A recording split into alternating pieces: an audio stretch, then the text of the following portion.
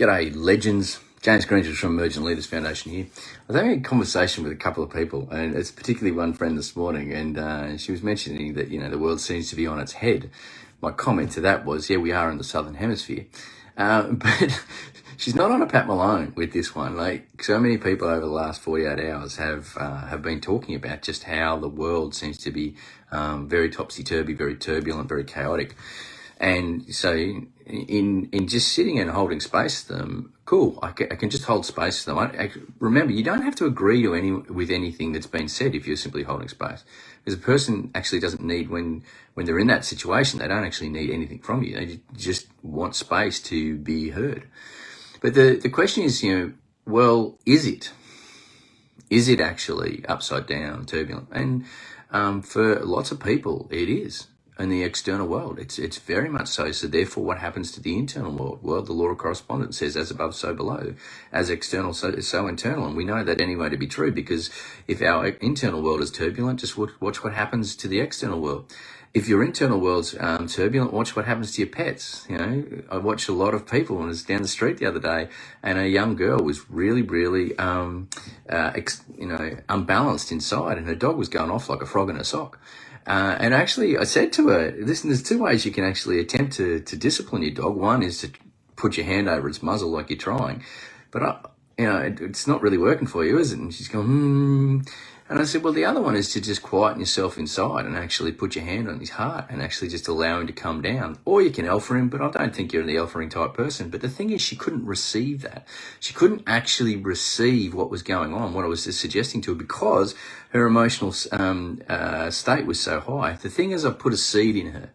And sometimes as leaders, what we do is we just have to sow the seed. But so why are so many things so turbulent? Because we're an emotionally illiterate society as a collective. Some of the great examples is the way we poo-poo shame. Now, shame is the lowest vibrating emotion, and as I've said many, many times before, suicide's not an issue. It's the shame and guilt which causes the suicide that's the issue. So don't try and run around solving suicidal issues, because you're just not going to actually get to the core issue. You're hitting a symptom. You have to step back. The reason why suicide happens is we lose track of who we truly are. We become disconnected, numb, or in too much pain, all of which is associated with the two emotions of shame and guilt. So if a person becomes emotionally literate and be able to actually release those suppressed emotions, then all of a sudden suicidal ideation doesn't actually occur, because they know who they truly are. So therefore, that is the perfect demonstration of what would be actually termed suicide prevention. But you wouldn't call it suicide prevention, because then you're actually referring to something which is not on the table anymore. So this is the point. When we become emotionally literate, we also get to be able to step back, and we don't get entrenched in societal narratives which are pumped at us from so many different ways. I mean, just watch the 6 o'clock news, to which I don't actually recommend.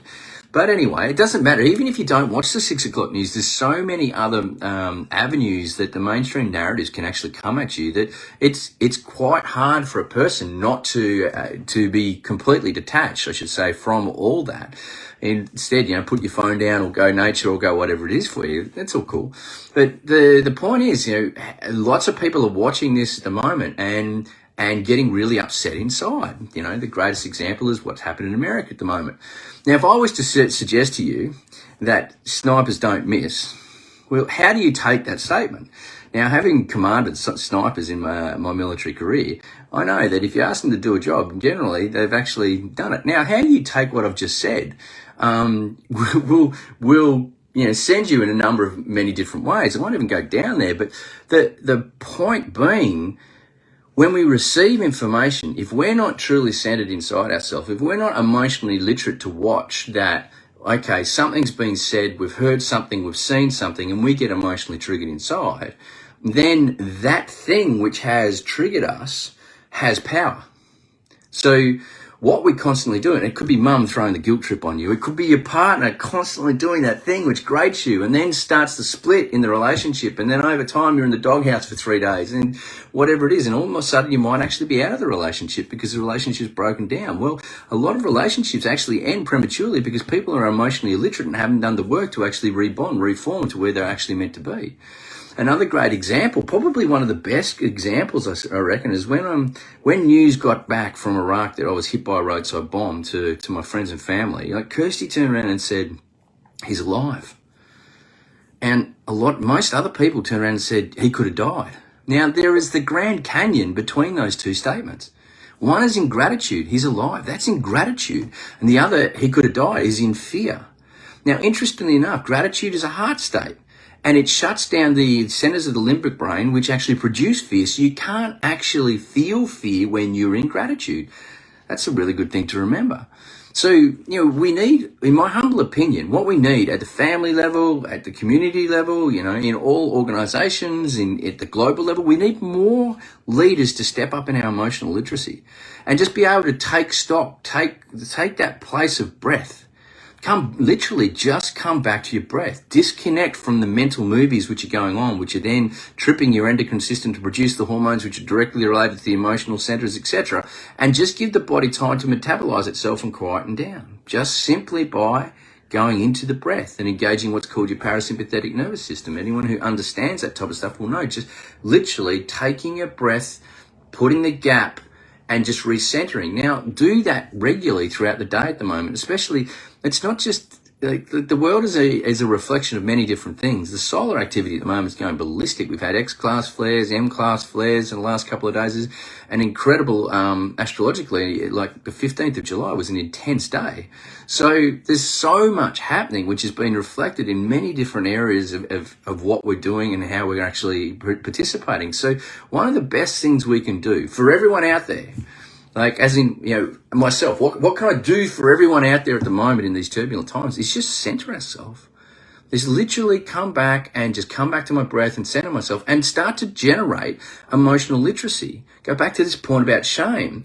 We're shaming shame at the moment, and that's a double negative. I don't need to go too much further into that. But if you actually sit with shame, which takes a lot of proficiency at sitting in emotion, believe me, I've done a lot of emotional work in a couple of years when I thought I was just going to knock it over in 3 days. 3 months later, I finally flew out of my shame cave on a white swan because I'd spent so much time with her and actually listening to her, providing space and getting her to speak to what she was actually been trying to tell me for many, many, many years.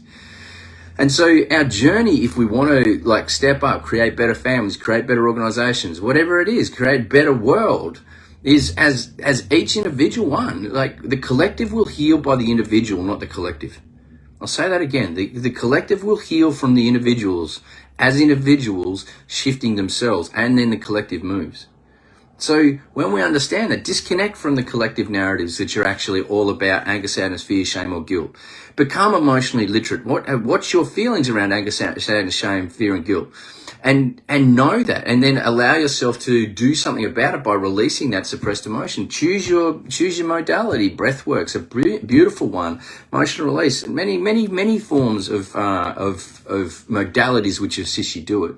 But as leaders, we need to step up, in my humble opinion, if we want to create this new world. And this is what Gandhi meant: be the change that you want to see in the world.